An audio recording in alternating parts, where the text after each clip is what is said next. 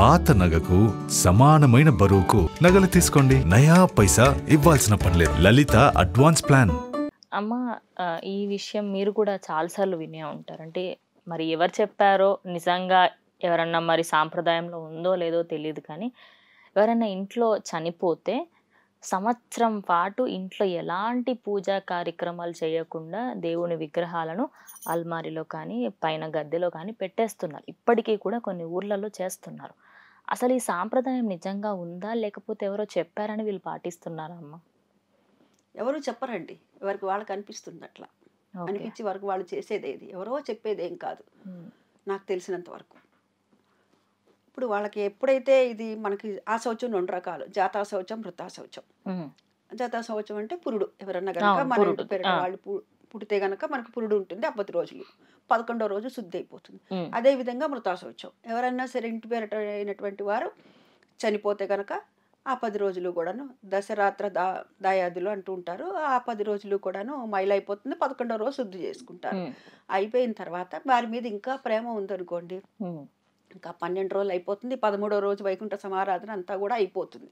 సాధారణంగా కొన్ని కమ్యూనిటీస్లో 15 రోజులు ఉంటుంది. ఇంకా కొన్ని కమ్యూనిటీస్లో కనుక వింటే, నేను ఈ మధ్య విన్నాను ఎవరి దగ్గర, నెల రోజులు ఉంటుంది.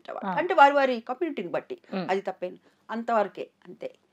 ఆ తర్వాత వారికి ఎవరైతే గనక ఇంట్లో వారు ఉంటారో వారికి మాత్రమే ఉంటుంది అది. అంటే సంవత్సర సూతకం అంటారు దాన్ని. ఎవరైతే కర్మ చేశారో వారికి మాత్రమే సుమా, వారి బంధువర్గానికి అందరికీ కాదు, వారి కుటుంబం వరకు మాత్రమే. వారి కుటుంబంలో కూడాను శుభకార్యాలు చేయకూడదు.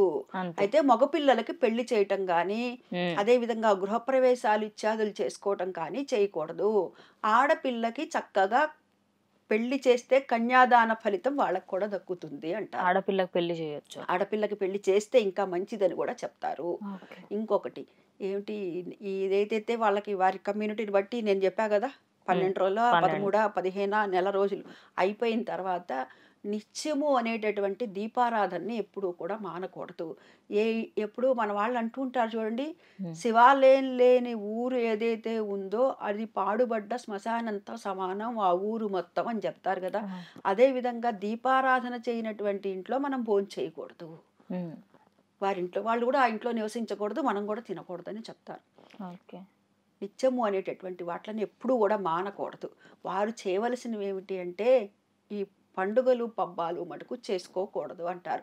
ఇప్పుడు ఈ మధ్య ఇది కూడా వింటున్నాం, ఈ ఇంట్లో మటుకు పూజలు చేసుకోరట. ఎందుకంటే నువ్వు కరెక్ట్గా చెప్పావమ్మా చార్మి, అది పైన పెట్టేశామమ్మా అని చెప్పేసి. కానీ పండుగలు మటుకు మా ఇంట్లో చేసుకోకూడదు, అందుకని మా బంధువుల ఇంటికి వెళ్ళిపోయి చేసుకుంటున్నాం అని చెప్తున్నారు. ఇప్పుడు మనం ఎందుకని చేసుకోవట్లేదు? నిన్నటి వరకు మనతో వారు ఉన్నారు, అందుకని చెప్పి మనం మనసులో బాధ ఉంది కాబట్టి అందుకని మనం చేసుకోవట్లేదు కదా. మరి ఇంకోళ్ళ ఇంటికి పోతే మాత్రం ఆ బాధ ఎక్కడ పోతుంది? మనుషులు మనమేగా, ఇల్లుని తీసుకెళ్ళట్లేదు, బానే ఉంది, మనుషులు వెళ్తున్నాం మనం, మన వాళ్లే కదా. అది ఆశ్చర్యంగా ఉంటుంది ఈ మధ్యన కొద్దిగా వింటూ ఉంటే. సరే, ఇవన్నీ కూడా ఎవరికి వారి వ్యక్తిగత, అంతకంటే మనం లోతుగా పోకూడదు. ఇంకొకటి, మీరు నేను సంవత్సరం అయ్యే వరకు కూడా ఎవరు దాయాదులు కూడా పూజ చేసుకోకూడదా అన్నారు. నిత్యము వాటిని మానకూడదు, నైమిత్తికాలు కామ్యాలు చేసుకోకూడదు. దీన్ని మానకూడదు, అవి చేయకూడదు. అమ్మ, మరి ఇప్పుడు పాలోళ్ళు అంటారు, అంటే మా ఊరి సైడ్ అంటే పాలోళ్ళు అంటారు, అంటే మన ఇంటి పేరున్న వాళ్ళు అని చెప్పేసి వాళ్ళని మా దగ్గర పాలోళ్ళు అంటారు. అంటే ఇప్పుడు మా తాతయ్య చనిపోయారు, దాయాదులు అంటారు. సో మరి ఇట్లా ఉన్నప్పుడు అంటే ఆ ముట్టుడు అనేది ప్రతి ఒక్కరికి వస్తుంది. అంటే ఇప్పుడు ఇంటి పేరు సేమ్ ఉన్న వాళ్ళందరూ పాటించాలా ఆ సంవత్సరికం అనేది? సంవత్సరికం పాటించక్కర్లేదు. ఇంటి పేరట వాళ్ళు 10 రోజులు మైల మటుకు, అదే వారి వారి కమ్యూనిటీని బట్టి నేను చెప్పా కదా, 12 రోజులు 15 నెల రోజులు అనేటటువంటిది మటుకు మైల మటుకు వాళ్ళు పాటించాలి. ఆ 10 రోజులు మైల అనేటటువంటిది మటుకు ఇంటి పేరట వాళ్ళని దశరాత్ర దాయాదులు అంటారు.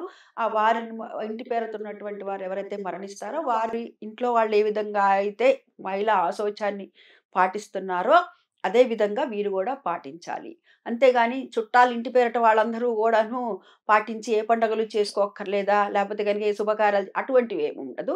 అప్పుడు మహిళలో ఉండంగా మటుకు వారు ఏ శుభకార్యాలని ఎటువంటి వాటిని మటుకు చేసుకోకూడదు. ఓకే అమ్మ, మరి కొందరు అంటూ ఉంటారు, మా తాతయ్యనో మా నాయనమ్మనో చనిపోయారు 12 రోజులు అయిపోయిన తర్వాతనో, ఒక నెల అయిపోయిన తర్వాతనో నాకు కలలోకొచ్చి నాతోని మాట్లాడుతున్నారు, లేదా కలలో కనిపిచ్చారు అని చాలామంది అంటారు. దాని తర్వాత ఏదో ఇంట్లో పూజ, చిన్న పూజలాగా చేస్తూ ఉంటారు. అసలు నిజంగా చనిపోయిన వాళ్ళు కలలోకొస్తే ఏమవుతుందమ్మా? కళలు మనకు 2 రకాలు. హ్మ్. రాత్రి పూట వచ్చేవి, ఒకసారి పగలుపూట పడుకుంటే కూడా వస్తుంటాయి. అవును. అందుకే అంటారు పగలు ఇప్పుడు నిద్ర పనికి చేటురా పగటి కళలు అంటూ ఉంటారు. అవును. పగలు వచ్చేటటువంటి వాటిని అసలు మనం పట్టించుకోవాల్సిన పని లేదు. పట్టించుకోరు. హ్మ్. పట్టించుకోక్కర్లేదు. మన రాత్రి పూట వచ్చేటటువంటి దాన్ని మనం పరిగణలోకి తీసుకోవాలి. అందుకనే రాత్రి పూట పడుకునేటప్పుడు కూడాను భగవన్ నామస్మరణ చేయమని చెప్పారు. ఆ! భగవంతుడిని స్మరించుకో రామస్కందం హనుమంతం వైనతేయం మృగోదరం సైనే స్మరే నిత్యం దుస్వప్నం తస్య నశ్యతి అని చెప్పబడింది. వీరినందరినీ తలుచుకోవడం వల్ల మనకి ఎటువంటి కూడాను దుస్వప్నాలు రావు అని. అయితే ఈ చనిపోయిన వారు కలలోకి వస్తే అంటే ఏమీ భయపడక్కర్లేదు. హ్మ్. భయపడవలసిన పనేమీ లేదు. అది మనకు మంచికే జరుగుతుంది. అంటే నిన్నటిదాకా మనతో పాటే ఉన్నారు గదా! అవును. ఇప్పుడు మనం ఏమన్నా ఫెవికాల్ ఏమన్నా డబ్బాలు కొనుక్కొచ్చుకొని ఇక్కడ అతికించుకున్నామా? హ్మ్. అందరూ ఎళ్ళిపోవాల్సిందే. అవును. ఎప్పుడైతే ఒకసారి ఈ జీవుడు లోపలికి ఈ శరీరంలోకి ప్రవేశించాడో, ఈ సంచి ఎప్పుడో ఒకసారి వెళ్ళిపోవాల్సిందే. మనకి అవును. సంచితము, ఆగామికము, ప్రారబ్ధం అనేటటువంటి 3 కర్మలు ఉన్నాయి. ఈ కర్మలను ఎవరైతే అనుభవిస్తారో, అవి పూర్తయితాయో భగవంతుడు వాళ్ళని తీసుకొని వెళ్తారు. వారి వారి కర్మ ఫలాన్ని బట్టి గూడా. హ్మ్.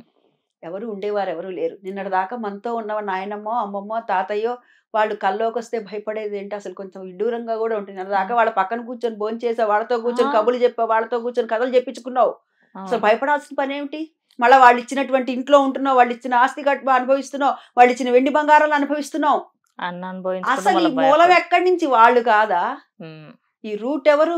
వాళ్ళే. వాళ్ళు కాదా? వంశానికి మూలం వాళ్ళు కాదా? ఎందుకు భయం ఎందుకసలు? ఆ భయం అనేటటువంటి మాటతో కొంచెం విడ్డూరంగానే ఉంటుంది. హ్మ్. చిన్నపిల్లలంటే ఏదో చూసారు, చిన్నపిల్లలు భయపడ్డారంటే అది వేరు. ఎందుకంటే హ్మ్. వాళ్ళకి తెలీదు పాపం చిన్నపిల్లలు కాబట్టి. పెద్దవాళ్ళని గూడా ఇట్లాంటి మాటలు అంటూ ఉంటే మటుకు ఒక్కోసారి ఒళ్ళు మండిపోతూ ఉంటుంది. ఆ! నిజంగానే పెద్దవాళ్ళు గూడా అంటారు. నన్ను తిట్టుకుంటే తిట్టుకున్నారు గానీ. ఆ! అంటే మన స్వప్నంలోకొచ్చారు, కల్లోకొచ్చారంటే మనం ఏం భయపడక్కర్లేదు. హ్మ్. మనకి ఏదో మంచి చేయాలనే వస్తారు వాళ్ళు. ఓకే. ఒక్కొక్కసారి కొంతమంది దగ్గర వింటూ ఉంటాను తెలుసా?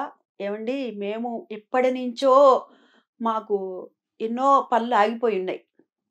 కానీ మా ఇంట్లో మా నాయనమ్మ గారో, తాతయ్య గారో, అమ్మమ్మ గారో ఎవరో వాళ్ళు ఇట్లా కాలం చేశారు. వాళ్ళు మరణించంగానే వెంటనే వచ్చిందండి. వాళ్ళు ఉండంగా వస్తే వాళ్ళెంత సంతోషించేవారో అంటూ ఉంటారు. హ్మ్. పిచ్చి మొహమా! ఈ పని చేసింది వాళ్ళే. హ్మ్. వాళ్ళు దేవతల కంటే గూడా శక్తివంతులు, పితృదేవతలయ్యారు వాళ్ళు. ఇంకా 2 అక్షరాలు ఎక్కువే ఉన్నాయి ఇంకో వాళ్ళకి. 2 ఎక్స్‌ట్రాలే. వాళ్ళు చేసిన పనే ఇది అని అదే. దాన్ని మనం గ్రహించాలి. ఓకే. ఏమి భయపడక్కర్లేదు తల్లి. భయమేమీ లేదు. ఓకే. అంటే మనకు మంచి చేయదలిచారు. అంతే. మంచి చేయాలనే అంతే. అదొక సూచన అనుకోవచ్చు. అంతే. అంతే. హ్మ్. అంతే. ఆ! ఎప్పుడు ఏమి కాదు. దానికోసం ఏమి జపాలు, హోమాలు, తపాలు ఏమి చేయించక్కర్లేదు.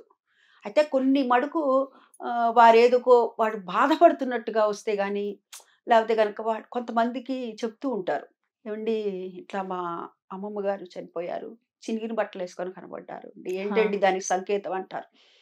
ఏంటంటే ఎవరికన్నా వారి పేరు మీద అమ్మమ్మ గారో, నాయనమ్మ గారో ఉదాహరణకు చెప్పాను నేను. ఆ! ఎవరైతే వారు అలా కనిపిచ్చారో వారి పేరు మీద ఎవరికైనా సరే బట్టలు దానం ఇచ్చేసేయండి. ఓకే. బట్టలు దానం ఇవ్వండి. అంటే అట్లా. వారది కోరుకుంటున్నారు మన దగ్గర నుంచి. హ్మ్. అందుకని జెప్పి వారి పేరు మీద ఎవరికన్నా సరే దానం ఇవ్వండి. ఎప్పుడు కల్లోకొచ్చారంటే మనం ఏం భయపడవలసినటువంటి పనేమీ లేదు. ఓకే. కానీ నిజానికి పూజలు చేస్తూ ఉంటారమ్మా. హ్మ్. దాని గురించి అడుగుతున్నా. అంటే కొంతమంది వచ్చిన రోజు మరుసటి రోజు ఇంట్లో పూజారిని పిలిపించి పూజలు చేస్తూ ఉంటారు. అంటే అంత చేయాల్సిన అవసరం ఉందా? అంటే ఏమీ లేదమ్మా. ఏ భయపడాల్సింది ఏమీ లేదు. అంత ఏమీ లేదు. భయపడక్కర్లేదు. ఓకే. ఏం లేదు. అంతా మంచే జరుగుతుంది. వాళ్ళకు మనకెప్పుడూ గూడాను కుటుంబ శ్రేయస్సును కోరుతూ ఉంటారు. ఎందుకు కోరుతారు? ఈ వంశం వృద్ధి అవుతూ ఉందనుకోండి, వాళ్ళకి చేయవలసినటువంటి కార్యక్రమాలన్నీ గూడాను ఈ వంశంలోని వారందరూ గూడా చేస్తుంటారు. ఆ! తద్వారా వారికున్నటువంటి దాహం కానీ, ఆకలి కానీ తీరుతూ ఉంటుంది. ఈ వంశవృద్ధి జరుగుతూ ఉందంటే వారు సంతోషిస్తారు గానీ, ఎప్పుడు బాధపడరు కదా! ఓకే. అమ్మ మరి అంటే ఎలాగో కళల గురించి మాట్లాడుతున్నాం కాబట్టి కొందరంటారు 5 గంటలకచ్చిన కళలు నిజమైతాయి. అండ్ అలాగే కొంచెం పొద్దున లేచే ముందు వచ్చిన కళలు నిజమవుతాయి. అదే నువ్వు అనుకోని పడుకుంటే మాత్రం నిజమవ్వదు అంటారు. అంటే నిజంగానే మన కళలు నిజమవుతాయని మనకు ముందే తెలుస్తుందా ఇదంతా? కొన్ని సమయాల్లో మనకి తెల్లవారుజామున వచ్చేటటువంటి కళలు ఉంటాయి కదా, ఆ! అవి బ్రాహ్మీ ముహూర్తం, బ్రహ్మ ముహూర్తం అంటుంటారు కదా, ఆ సమయంలో వచ్చేటటువంటి కళలన్నీ కూడా నిజమవుతాయి అంటారు. ఓకే. దానికి కారణం ఏంటో చెప్పనా? హ్మ్. అవి నిజమవుతాయి. మంచి అయినా నిజమైతే, చెడైనా చెడైనా నిజమే. నిజమైనాయి అని చెప్తారు. ఎందుకని? ఓకే. నువ్వు లేవవలసినటువంటి సమయం అదేరా, బ్రాహ్మీ ముహూర్తం రా అని చెప్పటానికి. అందుకని చెప్పి కానీ ఇంకా మంచి ఇది నిద్ర లాజిక్, వస్తది. ఇది లాజిక్. లేదమ్మా ఆ టైంకి ఇంకా మంచి నిద్ర వస్తది. నిద్రొస్తుంది. కానీ దాన్ని మనం నిద్రని అంటే మనలో ఉన్న ఇంద్రియాల్ని మనం నిగ్రహించుకోవాలి. మనము వాటి వశం అయిపోకూడదు. మన వశం అవ్వాలి అవి అని ఆ! చెప్పటానికి సంకేతం అన్నమాట. ఓకే. అవైతే నిజమైతే అంటుంటారు పెద్దవాళ్ళు. అది నిజం. ఓకే. అంటే ఓవరాల్‌గా ఈ కళలైతే ఆ బ్రహ్మముహూర్తం వచ్చినప్పుడు అవును. నిజమవుతాయి. నిజమవుతాయి. అవన్నీ కూడా ఎక్కువగా దాదాపుగా మంచి కలలు వస్తుంటాయి. మంచి కళలు మంచి వస్తాయి. కలలు వస్తాయి. ఆ సమయంలో ఆ బ్రహ్మ ముహూర్తం, బ్రాహ్మీ ముహూర్తం తెల్లవారుజామున ఏదైతే ఉందో, అంటే 2 గడియల ముందర. అంటే హ్మ్. గడి అంటే 24 నిమిషాలు. అంటే సూర్యోదయానికి ముందర 48 నిమిషాలని బ్రహ్మ ముహూర్తంగా అనుకుంటాం అనమాట. ఆ సమయంలో వచ్చేటటువంటి కళలు ఏవైతే ఉంటాయో అవి నిజమైతాయి అన్నమాట. అంటే ఓకే. సూర్యుడొచ్చిన తర్వాత లేవకుండా ముందే మీరు లేవంటారా? మీరు లేచి సూర్యుడికి నమస్కారం చేసుకోవడానికి రెడీగా ఉండండి అని చెప్పారనమాట. ఓకే. అందుకే ముందు లేచి మీరు నమస్కారం ఓకే.